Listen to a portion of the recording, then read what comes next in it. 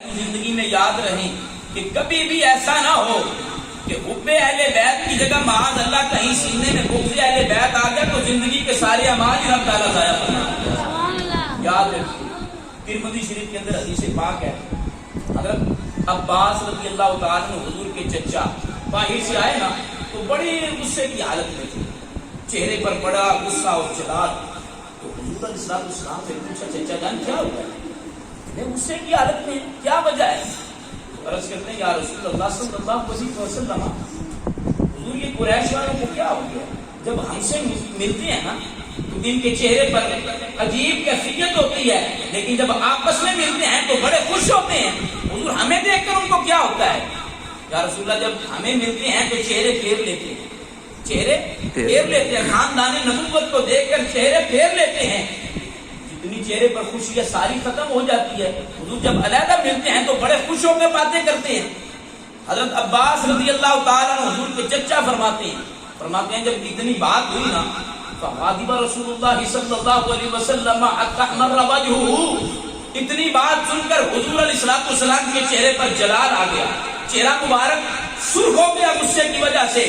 اس وقت حضور علیہ السلام نے ارشاد فرمایا میرے چچا جان والذی نفسی بیدی لا یدخل قلب رجل من ایمان حتی یحبکم للہ ورسولہ، فرمایا میرے چچا جان سن لیں، مجھے اس ذات کی قسم ہے جس کے قبضہ قدرت میں میری جان ہے، رب تعالیٰ کسی بندے کے سینے میں اس وقت تک ایمان داخل نہیں فرماتا جب تک اس کے سینے میں میری آل کی محبت نہیں۔ سبحان اللہ، سبحان اللہ، اللہ اکبر، یا رسول اللہ، تحقیق شان اہل بیت، زندہ آباد، شان اہل بیت، زندہ آباد۔ فرمایا ہمارے ذکر کو سن کر اگر چہرے پر پھل پڑ جائیں، ہمارے ذکر کو سن کر ہماری اہل بیت کے ذکر کو سن کر اگر پریشانی آ جائے، دل میں ہلکا سا بغض آ جائے، فرمایا اللہ کی قسم جس کے قبضہ قدرت میں میری جان ہے، اللہ تعالیٰ اس سینے میں ایمان کو داخل ہی نہیں ہونے دیتا۔ سبحان اللہ، بے شک ایمان سینے میں داخل نہیں ہوتا۔ نہیں ہو سکتا۔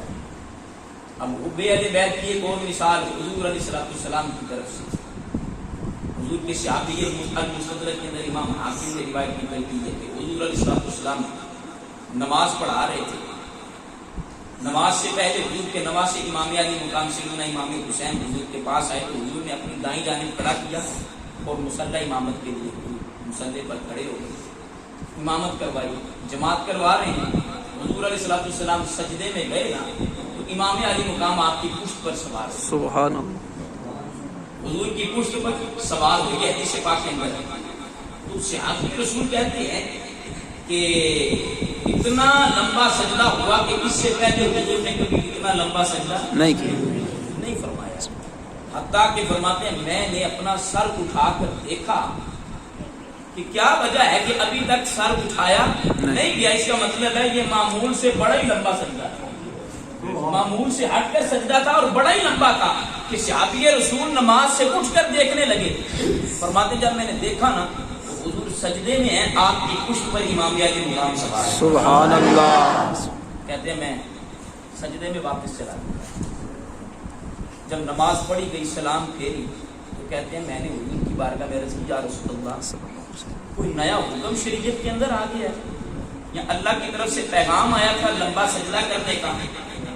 فرمایا کہ اے صحابہ نہ تو کوئی نیا امر آیا ہے اور نہ ہی رب کی طرف سے یہ حکم آیا ہے کہ سجدہ لمبا کرو۔ حضور پھر اتنا سجدہ لمبا کیوں کیا ہے؟ میں نے اپنے حسین کے لیے اتنا سبحان اللہ، میں نے حسین کے لیے کیا ہے، کیوں؟ فرمایا میں نہیں چاہتا تھا کہ اپنی حاجت پوری ہونے سے پہلے ابھی حسین حاجت پوری نہ کرے اور میں سر کو اٹھا لوں، فرمایا جتنی دیر تک میرا حسین میری پشت پر سوار رہا میں نے اتنی دیر سجدے کو لمبا کرا۔ سبحان اللہ، سبحان اللہ، سبحان اللہ۔ اور دوسری حدیث پاک کے مستدرک کے اندر ہے نا کہ امام علی مقام کو حضور نے کندھوں پر بٹھایا ہوا تو بازار سے گزر رہے تھے، ایک بندہ قریب سے گزرا نا، اس نے کہا بھائی کتنی اعلیٰ تمہیں سواری مل گئی ہے، نعم المرکب رکبتا یا غلام، او یا نوجوان میری سواری بڑی اعلیٰ ہے، ایسی سواری تو کائنات میں کبھی کسی کو نصیب نہیں ہوئی ہے۔